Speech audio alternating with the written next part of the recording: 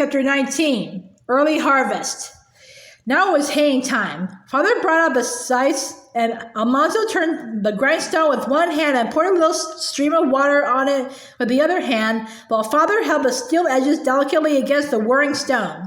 The water kept the scythes from getting too hot, while the stone ground their edges thin and sharp. But Almanzo went through the woods to little French cabins and told French Joe and Lazy John to come to work next morning. As soon as the sun dried the dew on the meadows, Father and Joe and John began cutting the hay. They walked side by side, swinging their scythes into the tall grass, and the plumed timothy fell in great swaths. Swish, swish, swish with the scythes. Almanzo and Pierre and Louis followed behind them, spraying up the heavy swaths with pitchforks so that they would dry evenly in the sunshine. The stubble was soft and cool under their bare feet. Birds flew up before the mowers. Now and then a rabbit jumped and bounded away. High up in the air, the meadowlark sang. The sun grew hotter. The smell of the hay grew stronger and sweeter. The waves of heat began to come up from the ground. Almanzo's brown arms burned browner, and sweat trickled on his forehead. The men stopped to put green leaves in the crowns of their hats, and so did the boys. For a little while, the leaves were cool on top of their heads. In the middle of the morning, Mother blew the dinner horn. Almanzo knew what that meant. He stuck his pitchfork in the ground and went running and skipping down across the meadow to the house. Mother met him on the back porch with a milk pail brimming full of cold eggnog. The eggnog was made of milk and cream with plenty of eggs and sugar. Its foamy top was sprinkled with spices, and pieces of ice floated in it. The sides of the pail were misty with cold. Almanzo trudged slowly toward the hayfield with a heavy pail and a dipper. He thought to himself that the pail was too full, he might spill some of the eggnog. Mother said waste was sinful. He was sure it would not be sinful to waste a drop of that eggnog. He should do something to save it. So he set down the pail, he dipped the dipper full, and he drank. The cold eggnog slid smoothly down his throat, and it made him cool inside. When he reached the hayfield, everyone stopped work. They stood in the shade of an oak and pushed back their hats and passed the dipper from hand to hand till all the eggnog was gone. Almanzo drank his full share. The breeze seemed cool now, and Lazy John said, wiping the foam from his mustache, "Ah, that puts heart into a man." Now the men whetted their scythes, making the whetstones ring gaily on the steel blades, and they went back to work with a will. Father always maintained that a man would do more work in his 12 hours if he had arrested all the eggnog he could drink morning and afternoon. We all worked in the hayfield as long as there was light enough to see what they were doing, and the chores were done by lantern light. Next morning, the swaths had dried, and the boys raked them into windrows with big light wooden rakes that Father had made. Then Joe and John went on cutting hay, and Pierre and Louis spread the swaths behind them. But Almanzo worked on the hay rack. Father drove it up from the barns, and Father and Royal pitched the windrows into it while Almanzo trampled them down. Back and forth he ran on the sweet-smelling hay, packing it down as fast as Father and Royal pitched it into the rack.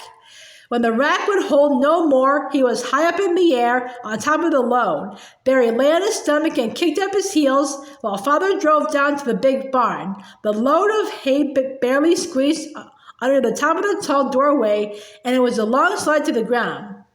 Father and Royal pitched the hay into the haymow, while Almanzo took the water jug to the well. He pumped, then jumped and caught the gushing cold water in his hand and drank. He carried water to Father and Royal, and he filled the jug again. Then he rode back in the empty hay rack and trampled down another load. Almanzo liked haying time. From dawn till long after dark, every day he was busy, always doing different things. It was like play, and morning and afternoon there was the cold eggnog.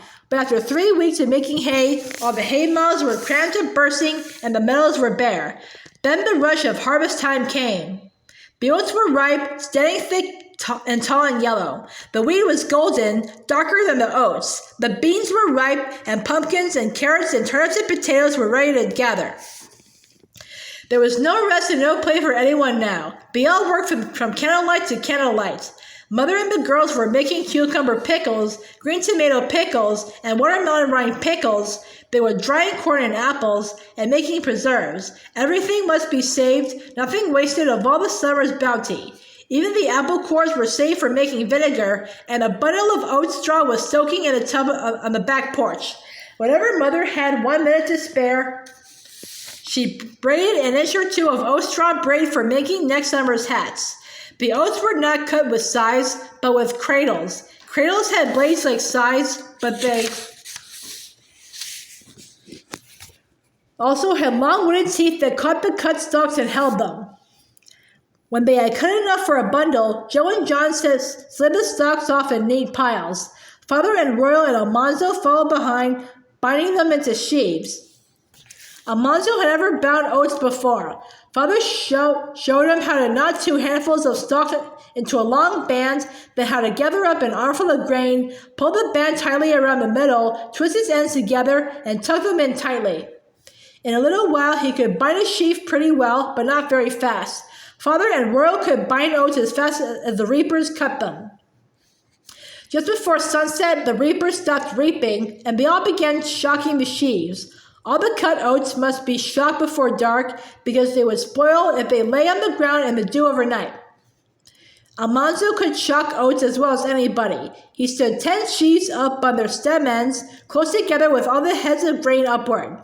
They set 2 more sheaves on top and spread out their stems to make a roof over the 10 sheaves. The shocks looked like little Indian wigwams dotted all over the field of pale stubble. The wheat field was waiting. There was no time to lose.